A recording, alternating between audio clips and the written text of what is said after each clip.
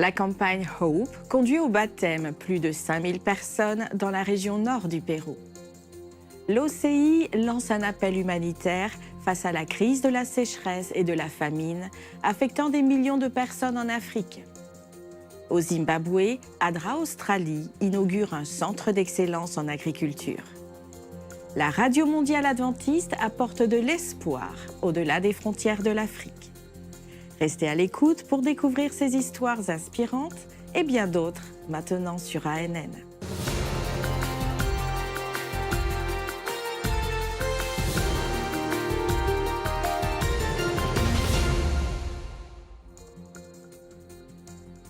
Des milliers de centres d'évangélisation ont servi de principaux lieux de partage de la parole de Dieu dans le nord du Pérou. Plus de 5000 personnes ont été baptisées. Dans toute la région nord, les adventistes ont développé une caravane de l'espoir, mettant en avant des soirées dédiées à l'évangélisation dans le cadre du programme de la semaine de Pâques, appelé « La dernière victoire ». Le résultat de ces efforts a été remarquable, avec 5048 personnes acceptant le Christ comme leur sauveur et étant baptisées. Daniel Montalvan, le président local de l'Église adventiste du 7e jour, a exprimé sa gratitude à Dieu pour les triomphes significatifs réalisés pendant la semaine. L'évangéliste international Alejandro Bullón a fait partie de l'événement. Il a visité plusieurs villes de la région et a prononcé des sermons percutants dans des stades et des colisées. Plus de 70 000 personnes ont été touchées par le message du salut. Lorsque le Christ viendra sur cette terre, il ne trouvera que des brebis et des boucs, sauvés ou perdus. Il n'y a pas de demi-perdus ou de plus ou moins sauvés. Soit vous dites oui à Jésus, vous lui ouvrez votre cœur, vous lui donnez votre vie, soit vous la lui donnez en partie, et vous êtes perdu. L'indécision vous perdra. C'est pourquoi la Bible ne cesse de proclamer « Aujourd'hui est le jour de la bonne nouvelle, le jour du salut ». Le centre d'excellence à Montgomery, au Zimbabwe, est un lieu d'apprentissage pour les agriculteurs impliqués dans le projet Engage, dirigé par ADRA Australie. L'initiative vise à améliorer les moyens de subsistance de 5000 petits agriculteurs et entrepreneurs à travers le pays africain. Bienvenue au centre d'excellence ici à Montgomery, dans le district d'Nkuza. Je m'appelle Léo Maposa et je m'occupe de l'agronomie dans cette région. Cet endroit montre aux agriculteurs locaux comment cultiver selon les normes internationales différentes cultures destinées à l'exportation. Nous sommes un centre de démonstration pour les agriculteurs de la région du district de Mugoza et aussi un prototype dans l'utilisation de l'eau afin qu'ils apprennent à reproduire la méthode que nous utilisons pour nos cultures. Nous avons une installation appelée le centre d'agrégation. C'est une chaîne de froid où les petits agriculteurs apportent leurs produits, les passent par l'emballage et ensuite nous les envoyons sur le marché. Nous avons 2 chambres froides, l'une est une unité de réception et l'autre une unité d'expédition.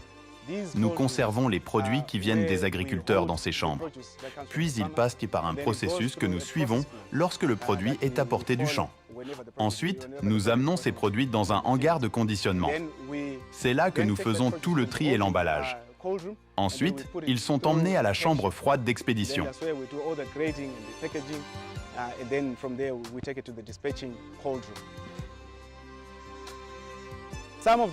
Certains des problèmes auxquels les agriculteurs sont confrontés sont les pertes après la récolte. On dit que 40 à 60% des produits qu'ils cultivent en horticulture sont perdus après la récolte. L'autre problème courant auquel les agriculteurs sont confrontés est la surabondance de produits sur le marché. Les agriculteurs apportent tous leurs produits, cultivent le même produit, l'apportent en même temps sur le marché et l'inondent, faisant ainsi baisser le prix du produit. Ils ne réalisent donc aucun profit. Voici donc quelques installations que les agriculteurs peuvent observer et apprendre. Apprendre les bonnes pratiques agronomiques, les systèmes de gestion des pestes et des nuisances, les systèmes de culture à mettre en œuvre dans leurs propres unités de production.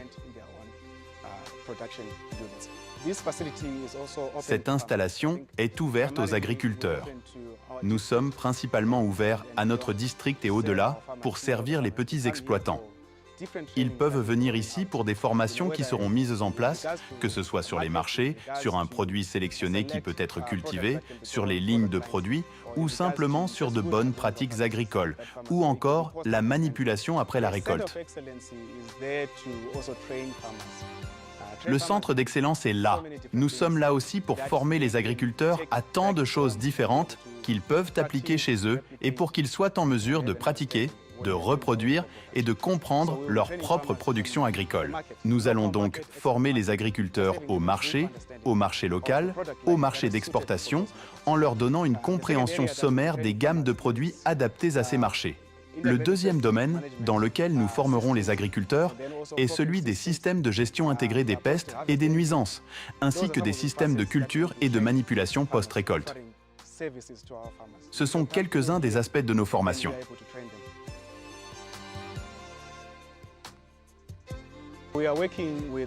Nous travaillons avec différents partenaires stratégiques.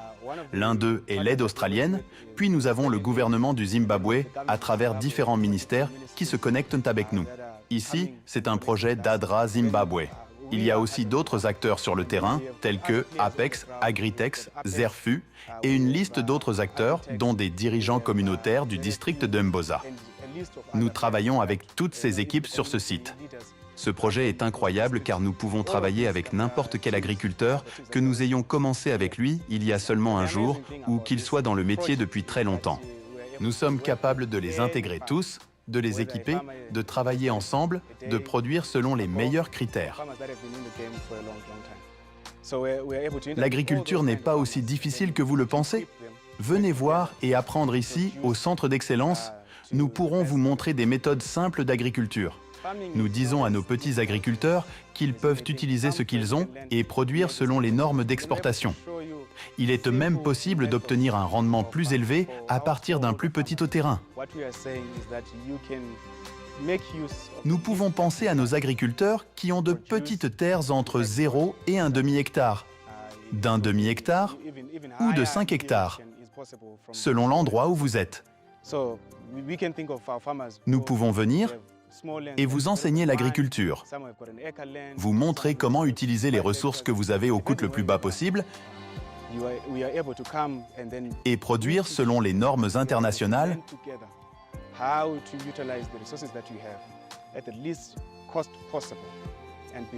ou selon les normes d'exportation.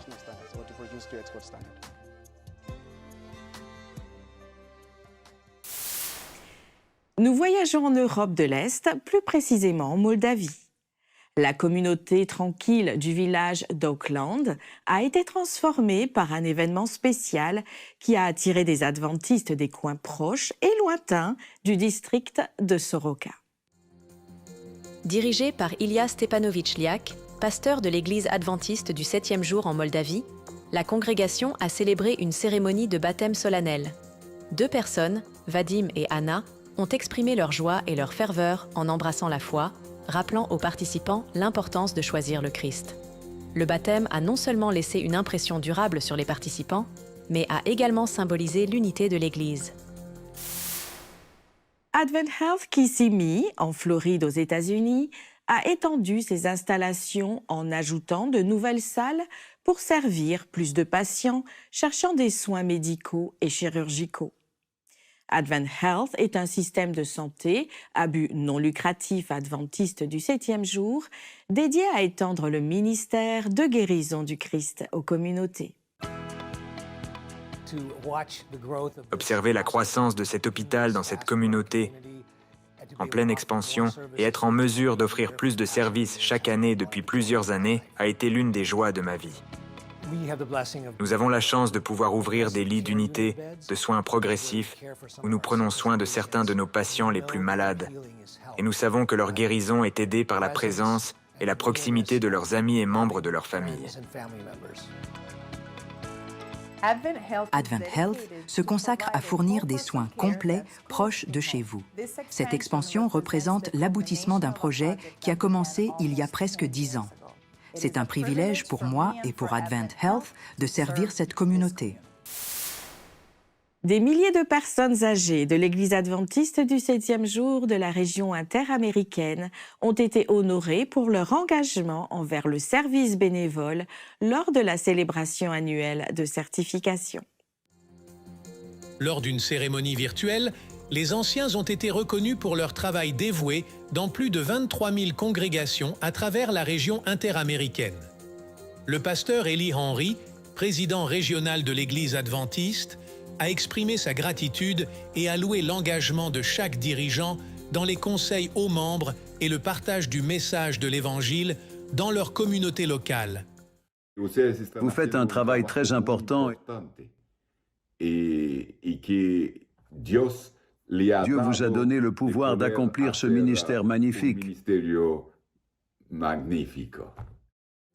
Le point culminant de la célébration a été la reconnaissance de plus de 18 000 aînés, ainsi que de leurs conjoints, qui ont terminé le programme de formation complet l'année précédente. Cette reconnaissance démontre l'impact positif des aînés sur les églises et les groupes, qui offrent un soutien spirituel, prodiguent des conseils moraux et aident à renforcer les liens communautaires. C'est le moment de remercier Dieu pour son ministère. Dans toute la région interaméricaine, il y a environ 40 000 personnes âgées. Les dirigeants de l'Église adventiste du 7e jour ont annoncé des plans pour offrir le programme de certification aux diacres et diaconesses par le biais de messages vidéo et audio dans le but d'atteindre chaque ville, village et région. Nous ferons en sorte d'impliquer également les diacres, les diaconesses, les anciens et bien sûr aussi nos pasteurs. Dans une initiative révolutionnaire, l'hôpital adventiste de Penang et le club de football de Penang en Malaisie ont uni leurs forces pour révolutionner le bien-être des joueurs. Alors que l'équipe se prépare pour la prochaine saison, l'hôpital adventiste intervient en tant que prestataire médical de référence, garantissant des performances optimales sur le terrain. À Penang, une nouvelle ère de médecine du sport se dévoile alors que l'hôpital adventiste local et le club de football de Penang s'unissent. Le siècle de guérison de l'hôpital rencontre l'ambition d'excellence de l'équipe de football, établissant une nouvelle norme en matière de soins aux joueurs. Sous la direction du Dr Chos Zelun, les joueurs subissent des examens rigoureux à la clinique de bien-être de l'hôpital adventiste, garantissant qu'ils sont prêts pour le succès. Tout au long de la saison, l'hôpital est prêt à fournir un soutien médical de premier ordre, renforçant leur engagement envers le bien-être des joueurs. Alors que les responsables de l'hôpital adventiste de Penang expriment leur gratitude pour ce partenariat, les deux organisations se lancent dans un voyage pour redéfinir la médecine du sport. À chaque match joué, à chaque victoire célébrée, le lien entre l'hôpital et l'équipe de football se renforce, préparant le terrain pour un avenir où la compassion et l'excellence vont de pair. Quelqu'un a-t-il reçu la marque de la bête? Comment pouvons-nous nous assurer que nous ne l'acceptons pas accidentellement? Trouvez des réponses dans cette discussion avec le pasteur Ted Wilson, président de la Conférence générale de l'Église adventiste du 7e jour. Découvrez des informations tirées des prophéties de Daniel et de l'Apocalypse sur le choix crucial entre la parole de Dieu et les idéologies créées par l'homme.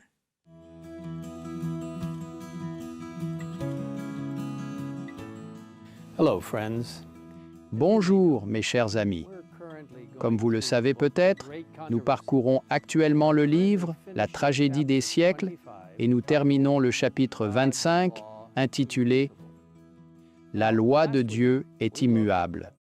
Quant à l'image de la bête, elle représente le protestantisme apostate qui s'unira avec le pouvoir civil afin d'imposer ses dogmes. Mais qu'est-ce que cette marque de la bête? Eh bien, si nous continuons à lire en Apocalypse 14, verset 12, nous obtenons un indice en regardant un groupe qui ne reçoit pas cette marque. C'est ici la persévérance des saints, qui gardent les commandements de Dieu et la foi de Jésus. Dans la tragédie des siècles, nous lisons le contraste établi dans ce texte entre ceux qui gardent les commandements de Dieu et ceux qui adorent la bête et son image et en reçoivent la marque prouve que l'observation de la loi de Dieu, d'une part, et sa violation, d'autre part, différencieront les adorateurs de Dieu de ceux de la bête. La caractéristique de la bête, et par conséquent celle de son image, c'est la transgression des commandements de Dieu. Pour visionner cet épisode complet et bien d'autres, visitez notre chaîne YouTube officielle. Des pays comme la Zambie, le Zimbabwe et le Malawi font face à une crise dévastatrice de sécheresse et de famine en raison du manque de pluie. La Zambie a déclaré l'état de catastrophe nationale, avec plus d'1 million de familles touchées par la destruction des récoltes. En ce moment, une assistance humanitaire et des tonnes de nourriture sont nécessaires pour lutter contre la faim.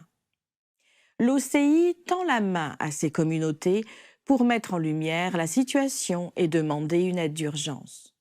Nous retrouvons Steve Dickam qui nous en dit plus. Salut les amis, je m'appelle Steve Dickman de Outpost Centers International. Je suis aujourd'hui en Zambie et nous mettons en lumière et sensibilisons à un besoin ici. Cette région de la Zambie, juste à côté de Riverside Farms, a été gravement touchée par la sécheresse. Nous sommes debout dans un champ de maïs. Des milliers, voire des millions de personnes en Zambie dépendent du maïs comme aliment de base de leur alimentation. Ces cultures et d'autres choses qu'ils produisent ici comme aliment principal ont été affectées par la sécheresse. Pas ou peu de pluie pendant une longue période.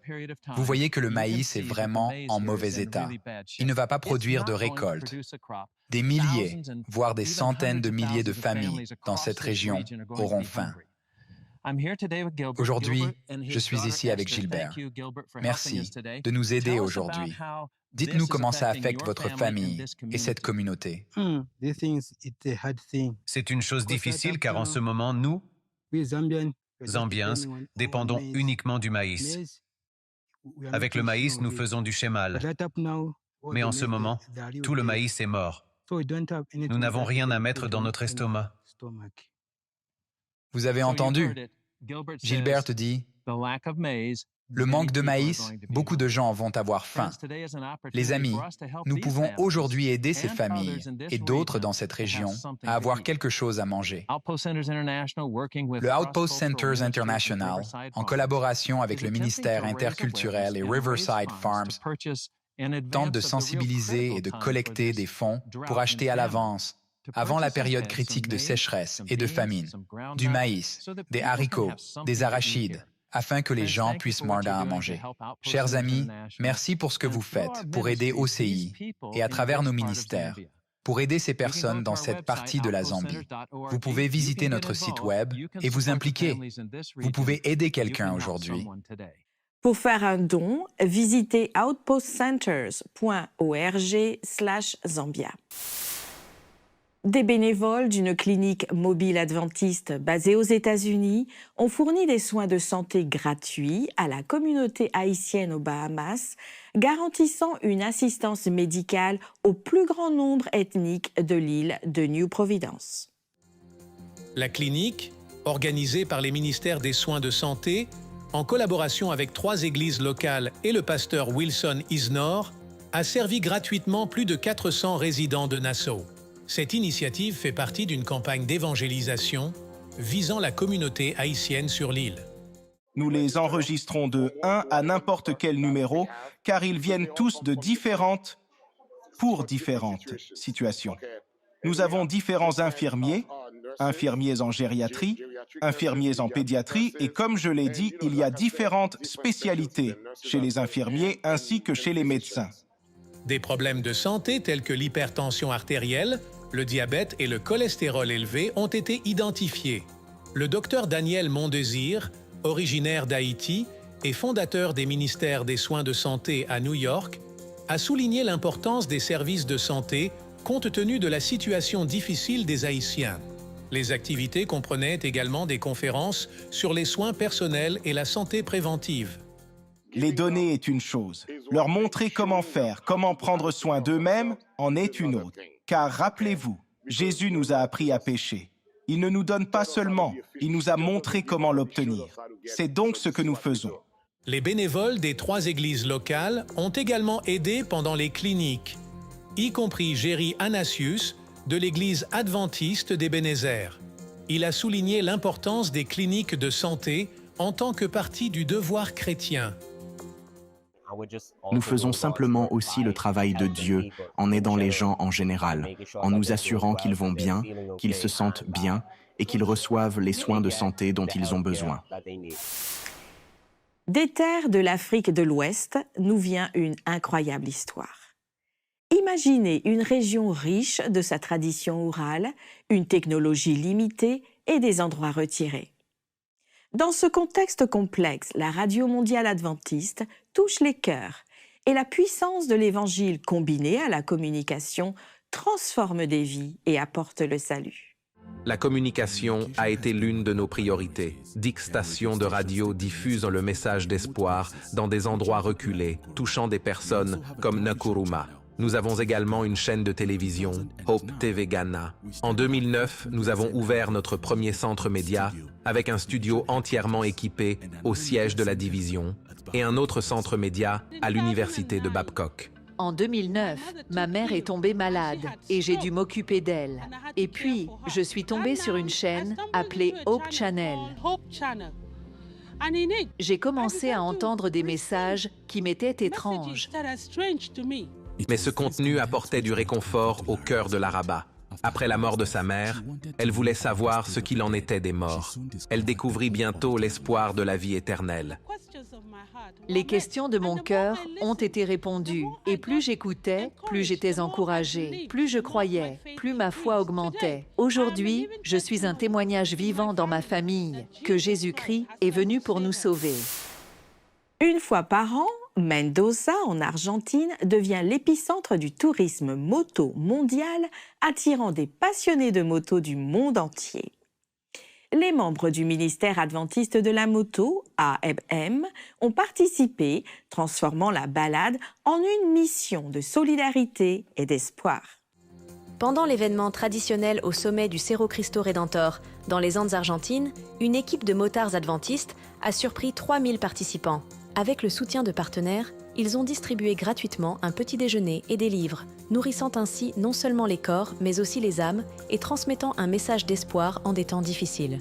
De plus, les motards de l'AMM ont également participé au Camporé des explorateurs, démontrant leur engagement envers le service aux autres. Un moment poignant a été le baptême de l'un des participants. Le ministère adventiste de la moto a été créé aux États-Unis et est maintenant présent dans divers pays. Ce ministère illustre comment une passion pour les 2 roues, combinée à la compassion, peut être un outil efficace pour l'évangélisation.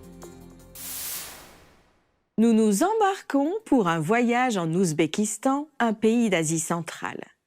Dans les affres de l'addiction, Vladislav est retrouvé pris au piège de l'emprise implacable du jeu. Mais au milieu des ombres de sa détresse, un rayon d'espoir a émergé. Un centre d'apprentissage lui a jeté une bouée de sauvetage vers la rédemption. Vladislav était un grand joueur en Ouzbékistan. Il organisait des tournois de poker et s'attirait souvent des ennuis parce qu'il n'arrivait pas à payer ses dettes. Il se disputait souvent avec sa femme, Alonia. Parfois, Vladislav ne rentrait pas à la maison pendant 3 jours d'affilée. En outre, leur fille avait des problèmes de santé. Les médecins leur ont conseillé de se rendre en Corée du Sud pour la faire soigner. Pendant leur séjour, Vladislav a connu les mêmes problèmes de jeu.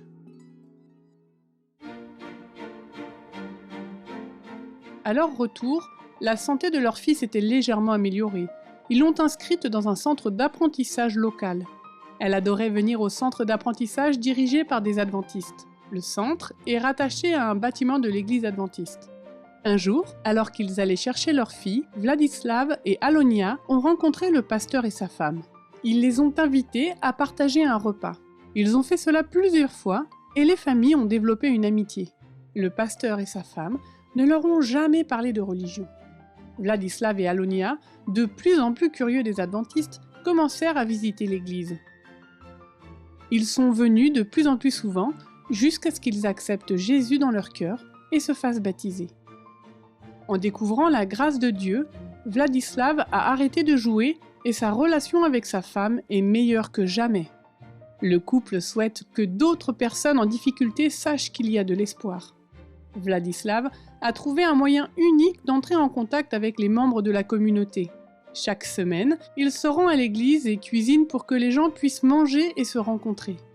Le riz pilaf, appelé plov en Ouzbékistan, est un plat traditionnel très apprécié ici.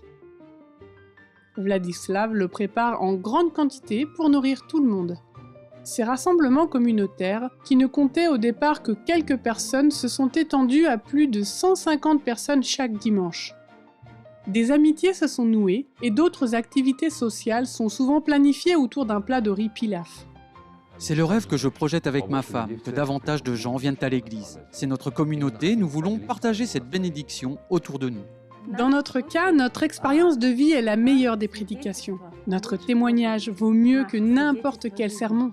Sans le centre d'apprentissage, Vladislav n'aurait peut-être jamais développé cet endroit qui a transformé sa vie. Le centre d'apprentissage a maintenant la possibilité de s'étendre.